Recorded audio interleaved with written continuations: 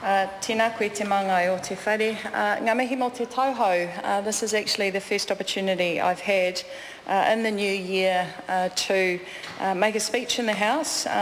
And I want to begin with a little bit of indulgence, please, Mr. Speaker, just to acknowledge some of our fallen leaders. I particularly want to acknowledge Api Mahuika, rangatira from Ngāti Porou.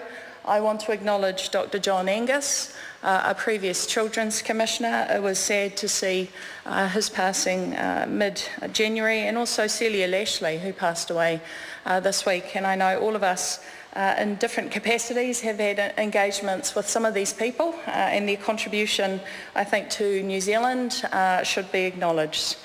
It is my pleasure to take a call on this, the first reading of the Coroners Amendment Bill.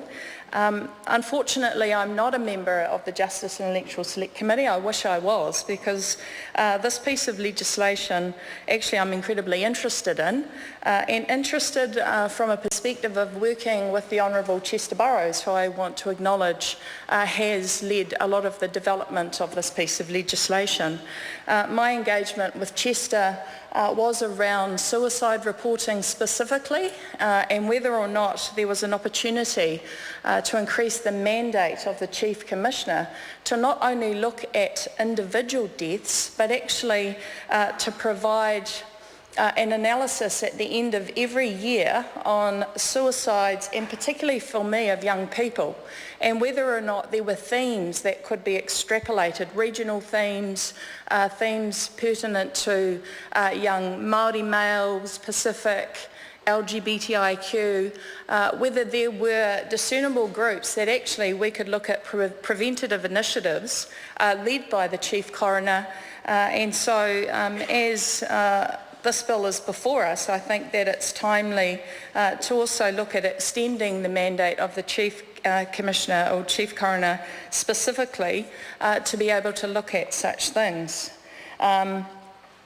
The other interesting part of being able to speak on this bill is just reflecting back on when this bill was introduced. And it was introduced on the 31st of July 2014, and it was interesting to note that 2 weeks prior, or nearly 2 weeks prior, on the 18th of July 2014, the University of Otago Faculty of Law Acting Director of Legal Issues Centre, Dr. Jennifer Moore, actually released a very interesting study about coronial cases.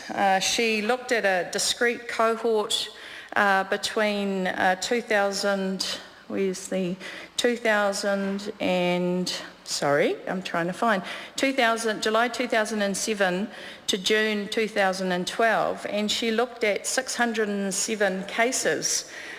Just for those listening, we have about 29,000 deaths in New Zealand every year, and of those, 20% or 5,800 are reported to the coroner. So in that 5-year period, she looked at 2% of those cases, and actually came out with a number of recommendations, and her analysis of our coronial system was that we did have issues about poor information sharing. But I think one of the findings that is incredibly relevant was that this area is hugely under-resourced.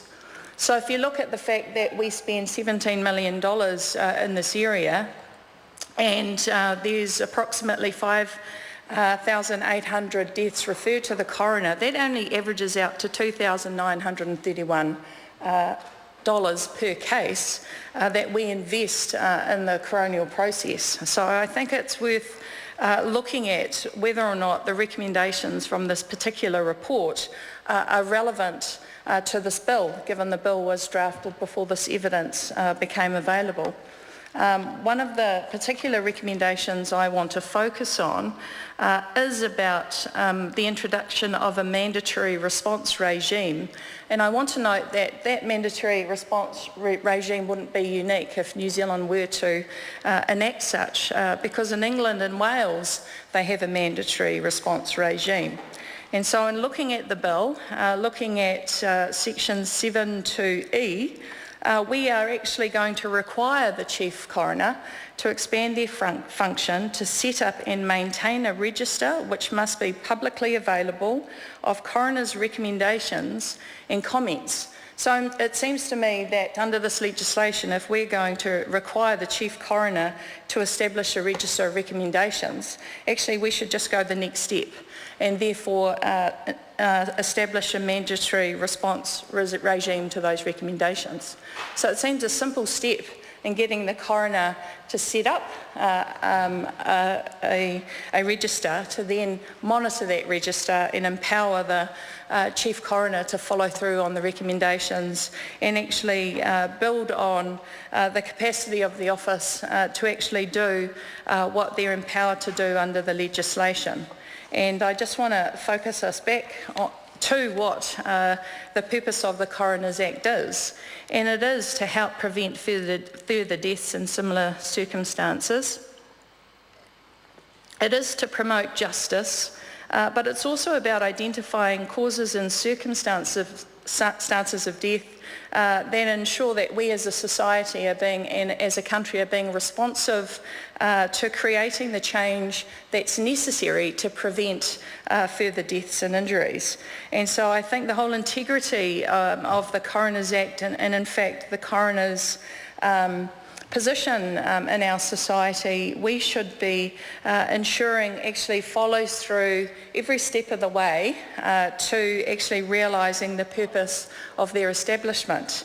So I've found it incredibly interesting, given our coroner our Chief Coroner has just retired after 8 years in the job. That's Neil McLean. That one of the first things he said upon his retirement was that the recommendations that they make need to be mandatory, and that we as a country need to be a lot more responsive to those recommendations. And I also found it really interesting that one of the things that he chose to highlight in his departure was around quad bikes, and that if he could, he would recommend that children aren't allowed to ride quad bikes, because there have been a number of deaths related to children riding quad bikes. I think there was a death earlier this year of a young person under the age of 10, a young girl, and so it's I think incumbent on people who hold these positions to be able to fully realise, I guess, the mandate that we give them. And so I would hope in the deliberations of the Select Committee that they look at the latest evidence available to them and actually make some amendments to the piece of legislation that obviously we on this side of the House support, but I think there's an opportunity for all of us to add a bit more value to the process that we're engaged in, and I guess recognise that when the legislation was drafted, we didn't have all the available information available to us. And I think as a Parliament, and if we look at the processes of the House, in fact, that's what the Select Committee process enables us to do. It is about catching up on what is the most up-to-date information so that we have laws that actually are fit for purpose, not yesterday, but today and into the future. So I look forward to being involved in this bill if I can in any way, and this is really unusual, but I'll say to our whips that if they need cover on the Select Committee, please assign me. I would love to be part of the submissions.